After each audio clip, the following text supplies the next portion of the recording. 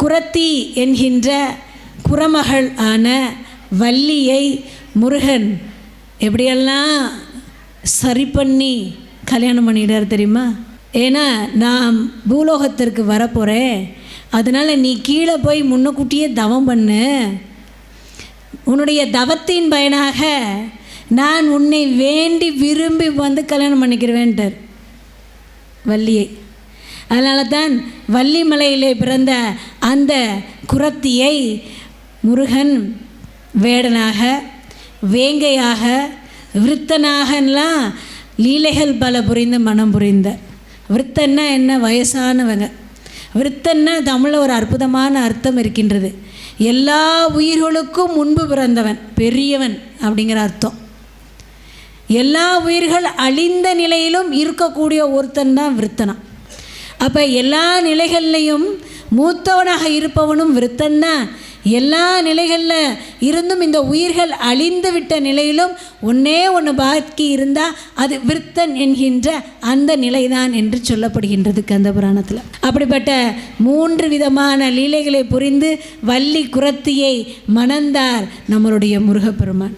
இவ்வளோதானா வள்ளியினுடைய கதை என்று கேட்டால், இன்னும் ஆழமாக சொல்லும் பொழுது அல்ல அல்ல குறையாத வண்ணம் நிறைய கருத்துக்கள் வள்ளியை பற்றி நமக்கு கிடைக்கின்றது. முருகப்பெருமான் சிவனாருடைய 6வது முகமான சூட்சம முகமான அதோமுகத்தில் இருந்து தோன்றினார்.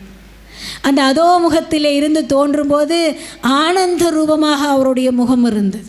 அப்படி ஆனந்த ஸ்வரூபமாக இருந்த அந்த முகத்தை பாம்பு அணையிலே படுத்திருக்கக்கூடிய பரந்தாமன் காணும்போது அவருக்கு அப்படியே மனசுல இருந்து ஆனந்த ஊற்று பெருகி கண்ணில் இருந்து 2 சொட்டு கண்ணீர் வந்துச்சான். சிவனாருடைய அந்த தேஜஸை பார்க்கும்போது, சிவனாருடைய அந்த அற்புதத்தை பார்க்கும்போது பரந்தாமனுடைய கண்களில் ஆனந்த நீர் ஊற்று பெருக்கெடுத்ததான். அதில் இருக்கிற அந்த 2 சொட்டு நீரை திருமகள் இப்படியே கையில் பிடிச்சாங்களாம். அவளுடைய ஒளி பார்வையிலே அதை 2 பெண் குழந்தைகளாக மாற்றினாலாம். அப்போ பரந்தாமனுடைய கண்ணீரிலிருந்து, ஆனந்த நீரிலிருந்து வெளிப்பட்ட 2 பெண் குழந்தைகளாக திருமகள் உருவாக்கி தந்தவர்கள் தான் ஒருவர் அமிர்த வள்ளி, மற்றொருவர் சுந்தரவள்ளி. இந்த சுந்தரவள்ளி தான் பிற்காலத்திலே வள்ளி குரத்தியாக பிறந்து முருகனை கைப்பிடித்தால் அவருக்கு இச்சாசக்தியாக மாறினார். அப்போ அந்த அமிர்தவள்ளியார், அந்த அமிர்தவள்ளியாருங்கிறத நாளைக்கு சொல்கிறேன் நான். ஞானம் பிறந்த கதையில் வரும் அது. அந்த சுந்தரவள்ளியை பெருமாள் என்ன சொல்கிறார்? அம்மா, உன்னை நான் முருகனுக்காக உருவாக்கினேன், நீ முருகனோட தான் இணையணும், அதுக்காக தான் உன்னை உருவாக்கியிருக்கேன். ஆனால் உன்னை ஆட்கொள்ள ஒரு நேரம் வரும், அதற்கு ஒரு அற்புதம்லாம் நடக்கும். நீ அதனால் அது வரைக்கும் பூலோகத்தில் போய் தேவர்களெல்லாம் அப்படியே சூரபத்மனுக்காக, அந்த அசுரர்களுக்காக ஒளிஞ்சு மறைஞ்செல்லாம் வாழ்கிறாங்க.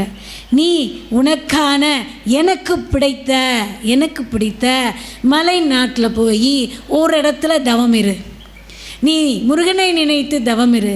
சந்தர்ப்பம் வரும்போது உன்னை முருகன் ஆட்கொள்கின்ற அனைத்து வேளையும் நான் செய்வேன்னு சொல்லி பூலோகத்துக்கு அனுப்பிச்சிட்டார். அந்த சுந்தரவள்ளி அற்புதமாக மலையிலே தவம் இருக்கின்றார். நேற்றுக்கு நான் சொன்னேன், முருகப்பெருமானினுடைய பிறப்பு ஏற்படுத்திய அதிசயத்திலேயே அதிசயம் என்னன்னு சொன்னால், அவர் பிறப்பதற்கு முன்பே அத்தனை பேரும் எப்பொழுது வருவாய் தேவனே என்னை காக்க என்று வழிபாடு செய்தார்கள். அது மாதிரி சுந்தரவள்ளி அவருக்கு பின்னே தோன்றினாலும் தன்னை எப்பொழுது மணக்க வருவீர்கள் முருகா என்று கீழே பூலோகத்திற்கு வந்து 12 காலம் தவம் செய்தார். எப்போ முருகன் இந்த அசுரர்கள்லாம் அழிக்கிறாங்களோ அது வரைக்கும் நான் தவம் செய்ய வேண்டும் என்று தவம் செய்து கொண்டிருந்தாள் இந்த சுந்தரவள்ளி. அப்போ ஒரு நாள் என்ன நடக்குது? திருமாலுக்கு ஒரு பக்தர் இருக்கார், நல்ல அற்புதமான பக்தர், நம்பிராஜன் அந்த பக்தர் பேர். அந்த பக்தர் பெருமாளிடத்தில் ஒன்று வேண்டிக்கிறார். என்ன கேட்குறாருன்னா, சுவாமி எனக்கு குழந்தை வரம் இல்லை, எனக்கு நீங்கள் ஒரு குழந்தை வரம் கொடுங்க அப்படின்னு பெருமாள்கிட்ட வேண்டிகிட்டே இருக்கார். அப்போ பெருமாள் அவருக்கு குழந்தை வரம் கொடுக்க வேணும்னு முடிவு பண்ணிட்டார். அப்போ முடிவு செய்யும்போது சுந்தரவள்ளி இருக்கின்ற மலைப்பகுதியிலே பெருமாள் வந்து யோக நிஷ்டையில் அமர்ந்துட்டாராம். அப்படி அவர் யோக நிஷ்டையிலே அமர்ந்த பொழுது திருமகள் அன்னை மகாலட்சுமி என்ன செஞ்சா, கணவனை விட்டு என்றும் பிரியாதவள், படிதாண்டா பத்தினி இல்லையா, அந்த மாதிரி நினச்சிதான், என் கணவரே யோக நிஷ்டையில் மலைக்கு போயிட்டார், நான் அவரை பார்க்காமல் எப்படி இருப்பது. அப்போ என்ன செய்யலாம், அவர் எந்த மலையில் யோக நிஷ்டையில் இருக்கின்றாரோ அந்த மலையில் ஒரு புள்ளிமானாக நாம் இருந்து கொண்டு அவரையே சுற்றி சுற்றி வந்து அவரையே பார்த்துக்கிட்டே இருப்போமே, நமக்கு என்ன வேலை இந்த வைகுந்தத்தில் அப்படின்னு அந்த அம்மா கீழே வந்துச்சான்.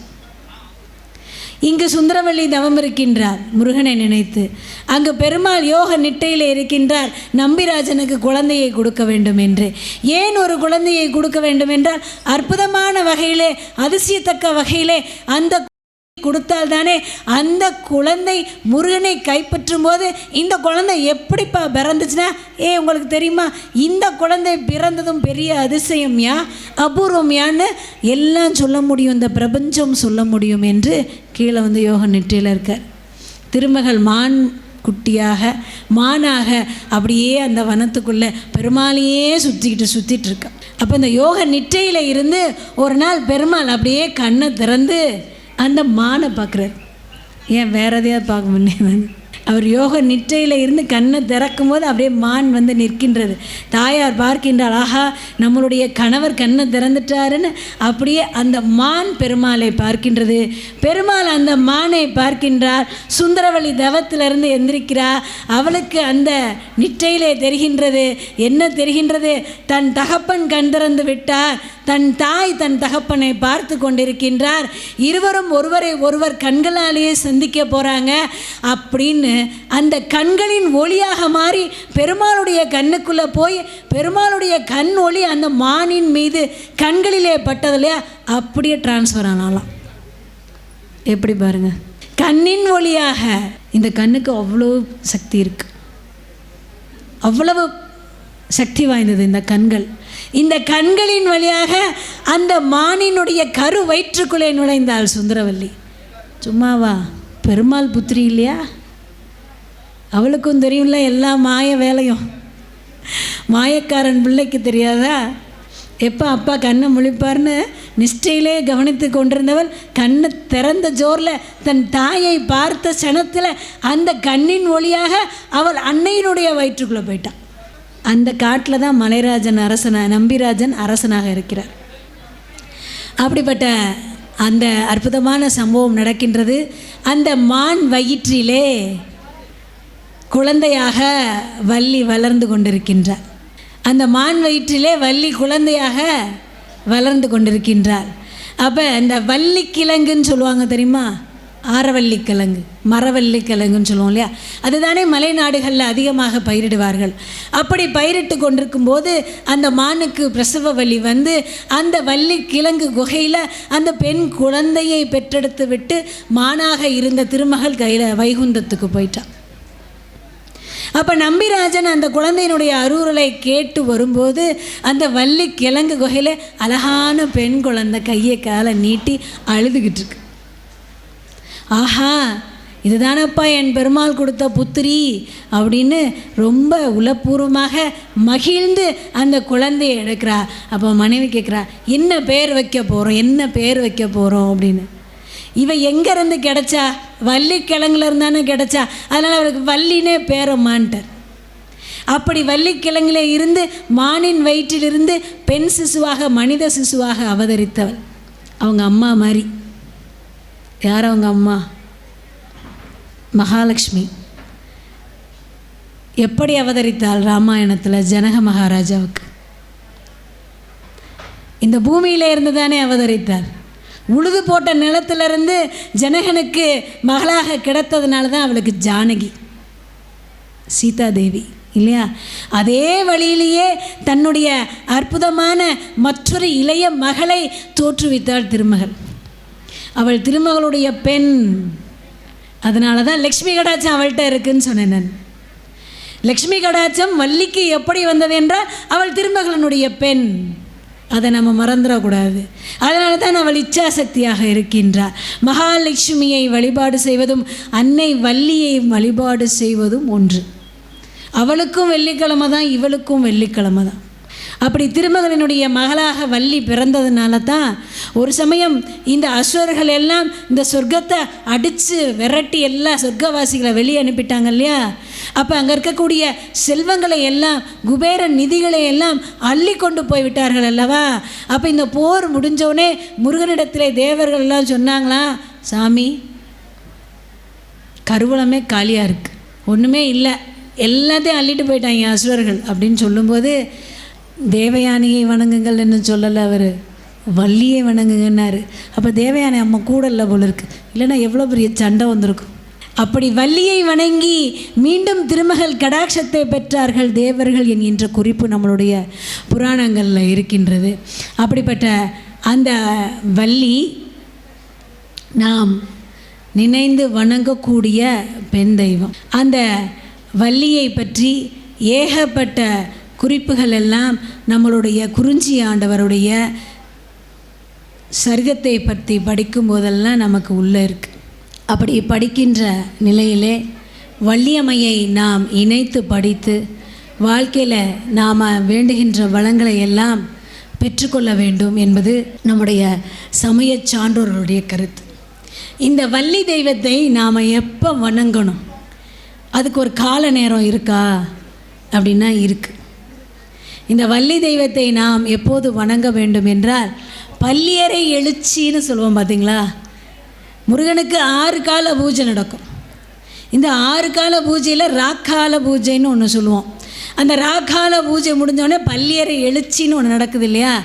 முருகன் வள்ளியை தேடி பள்ளியறைக்கு போவார், அதான் பள்ளியறை எழுச்சி. அந்த பள்ளியறை எழுச்சி சமயத்தில் வள்ளியை போய் நம்ம தரிசனம் பண்ணி நம்மகிட்ட இருக்கிற லிஸ்டெல்லாம் ஒப்பிச்சுட்டு வந்துடணும். அம்மா நான் ஏற்கனவே முருகன்கிட்ட ஒப்பிச்சிட்டேன், உன் கணவரிடம் ஒப்பித்து விட்டேன், அடுத்ததாக உன்னிடத்திலும் அதே லிஸ்ட்டை ஒப்பிச்சிட்டேன். நல்முத்து பஞ்சனையில் நாதனுடன் நீ இருக்கும் வேளையில் உன் சொல்முத்து விளையாடி என் அல்லலெல்லாம் தீர்க்க வேண்டும் பராபரையே அப்படின்னு அம்மாட்ட வேண்டிக்கணும். ஏன்னா முருகன் எதற்கு அந்த பள்ளியறை எழுச்சிக்கு வள்ளியிடத்திலே போகின்றார், தெய்வான இடத்துலேருந்து போகாமல்? அதை யாராவது யோசிச்சு பார்த்துருக்கீங்களா?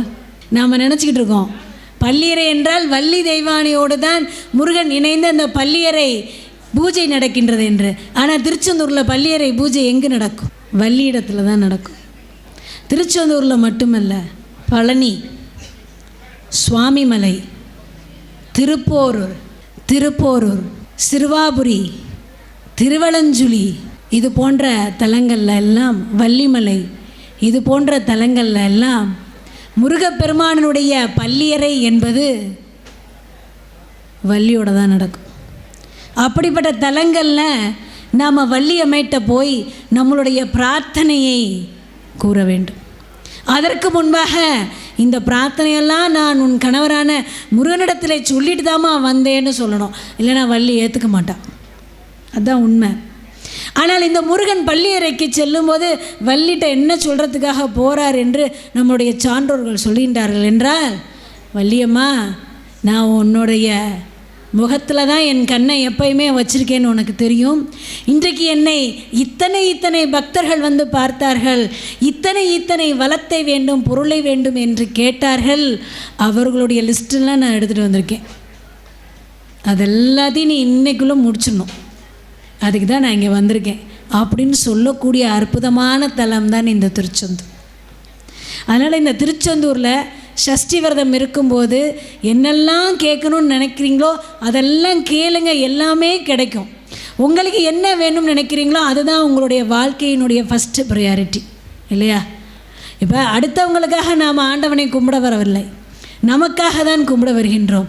அடுத்தவருக்காக நாம் வாழ போகிறதில்ல, நமக்காக தான் வாழ போகிறோம். நமக்கு என்ன தேவை அதை முதல்ல ஊர்ஜிதமாக நாம் மதிப்பீடு செய்துட்டு, எதை முருகனிடம் கேட்கின்றோமோ அதை வேறு யாரிடம் கேட்டால் முருகனுடைய அனுகிரகம் உடனே நமக்கு கிடைக்குமோ என்கின்ற கருத்தை, தெளிவை நாம் தெரிந்து கொண்டு முருகனிடத்திலே பொருள் வளம் கேட்கின்றேன். அம்மா எனக்கு பணம் வேணும், அவசியம் வேணும், இந்த பணம் இல்லாமல் வாழ்க்கையை நடத்தவே முடியாது என்கின்ற நிலையிலே இந்த பணம் வேண்டும், நான் பணத்துக்காக தான் வந்திருக்கேன் அப்படின்னு சொல்கிறதுக்கு என்ன வெக்கம் இருக்குது? எனக்கு தேவை என்னுடைய அவசியத்திற்காக தேவை. ஆக இந்த பணத்தை நான் பெறுவதற்காக முருகனிடத்திலே செய்த பிரார்த்தனையை நான் சீக்கிரமாக முருகனே தந்துடுவார், அதெல்லாம் ஒன்றும் சந்தேகம் இல்லை. இருந்தாலும் ஒரு அடிஷ்னல் சப்போர்ட்டுக்கு நான் என்னம்மா செய்யணும் அப்படின்னா, வள்ளியிடம் போய் நில்லுங்கள், வள்ளி அன்னையை போய் பாருங்கள். நான் சொன்னது போல ரொம்ப பண கஷ்டமாக இருக்கின்ற சூழ்நிலையிலே 16 நாட்கள் தொடர்ந்தார் போல காலையும் மாலையும் விளக்கேற்றி வைத்து தேனையும் தினையும் வள்ளிக்கும் முருகனுக்கும் கொடுத்து, அப்பா என்னுடைய பண கஷ்டத்தை தீர்த்து வையுங்கள் என்று வேண்டிக் கொள்ளுங்கள். உங்கள் வியாபாரத்தை இன்னும் மேம்படுத்த விளம்பர வண்டி தேவைக்கு எங்களிடம் அணுகவும். 9443554244